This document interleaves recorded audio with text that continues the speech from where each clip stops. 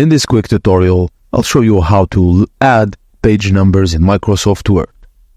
First, go to the Insert tab, then click on the page number to choose the location. Check the box for different first page and under the Header and Footer tab to remove the page number from the cover page. To make the second page start as page 1, go to the page number, click Format Page Numbers and set it to start at 0. Click OK. If you want to start page numbering on page 3, we need a section break. Go to the Layout tab, select Breaks and insert the next page section break at the end of the page 2. Double-click on the footer on the page 3 to unlink from the previous section. Click on the Header and Footer, then select Link to Previous to turn it off.